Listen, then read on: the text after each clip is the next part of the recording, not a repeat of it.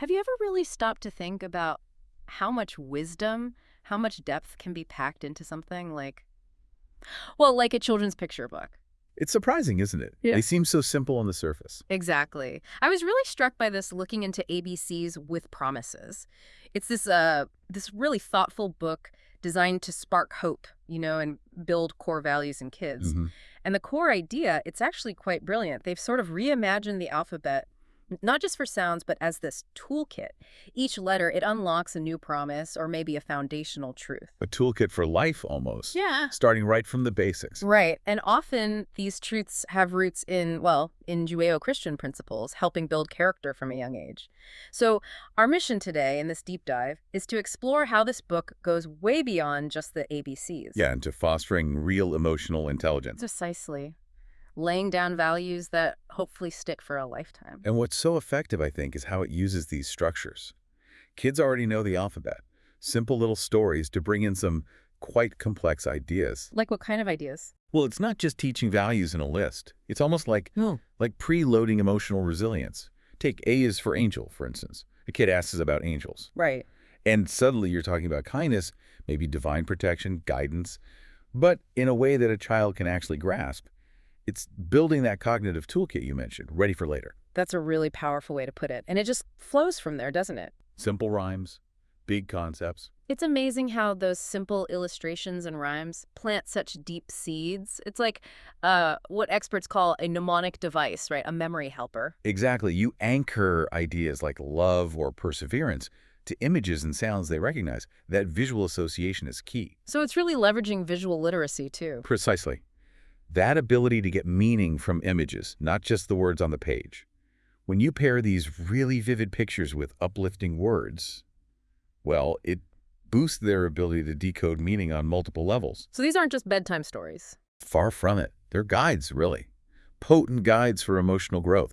Each page is a chance to reinforce things like self-worth, optimism, things that can genuinely last. Okay, so if these books are such powerful tools, what does that mean for us, off the page? How do we make these promises, these ideas actually real? That's the million-dollar question, isn't it? It starts with modeling, obviously. Kids copy everything. But is just reading the book enough? Or does something else need to happen for these lessons to really sink in? That's the core of it, really. Reading is the start, but it needs connection to real life.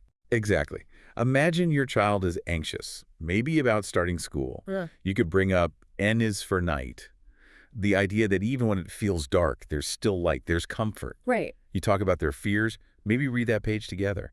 And suddenly that abstract idea of comfort feels a bit more concrete, tied to that image. That's basically cognitive scaffolding.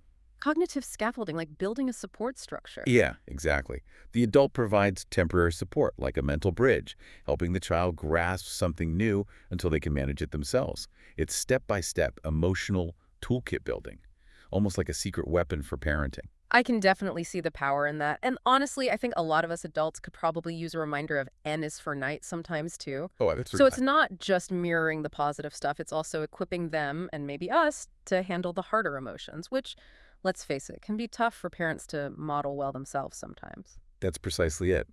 These promises, they're not just words. They have to become lived experiences. Can a storybook shape character? Yes, definitely. There's a but. But only when the stories are consistently matched with action.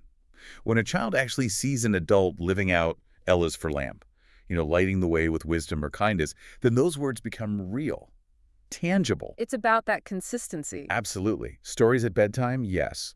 But also stories lived out at the breakfast table, on the playground. These simple narratives, when they're backed by consistent action, they become incredibly powerful blueprints for emotional intelligence. Blueprints for emotional intelligence. I like that.